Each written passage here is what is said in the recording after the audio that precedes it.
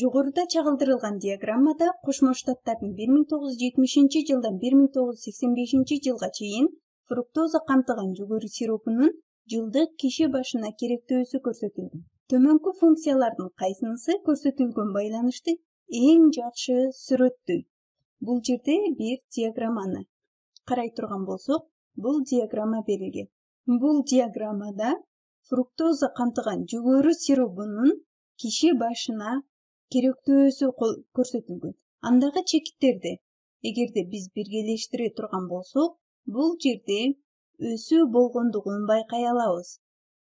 Бул жерде жүгөрү сиропун колдонгон кишилердин саны өскөндүгүн байкай алабыз. Анда бул жерде өсүү иретинде кеткен бир графикти көрүп турабыз. Жоопторду карай турган болсок, бул жердеги жооптордо квадраттык функциялар берилген. Демек, квадраттык функциянын графиги кандай болот болчу? Ал парабола түрүндө болот болчу. Бул сыяктуу парабола түрүндө болот болчу. Эгерде квадраттык функция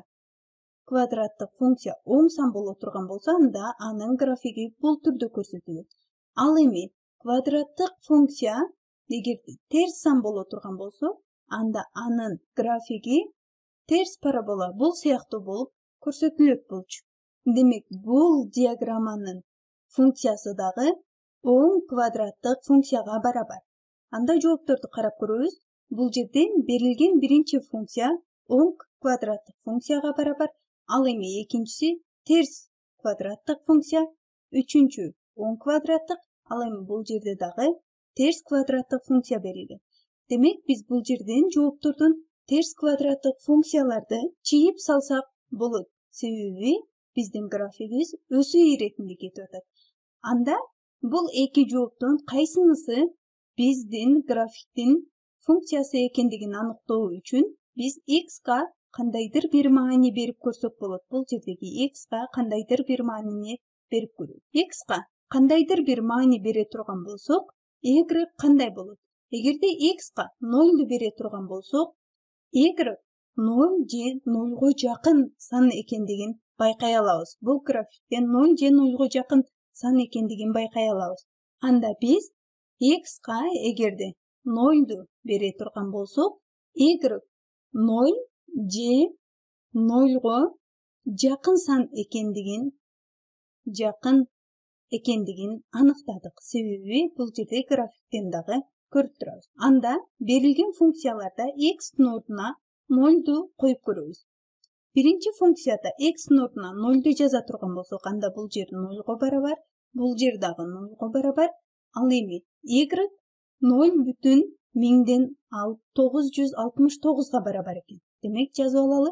Эгерде x-тин ордуна 0ду бере турган болсок, y 0,969га барабар экен.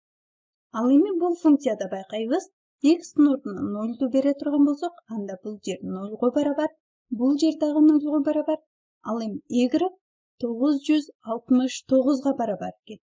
Бул жерде дагы жазып алалы. Эгерде x-тин ордуна 0ду бере турган болсок, y 969га барабар экендигин көрсөтүп жатат.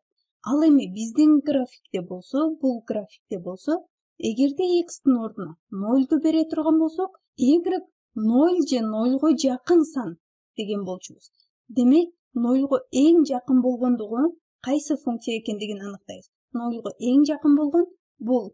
Ал эми бул жерде өтө эле чоң сан чыгып кетип жатат. Демек, бул жооп дагы туура эмес. Ал эми бул функция, бул квадраттык функция бизге берилген диаграмманын функциясы экендигин айта алабыз. Жана туура жоопту белгилеп алдык.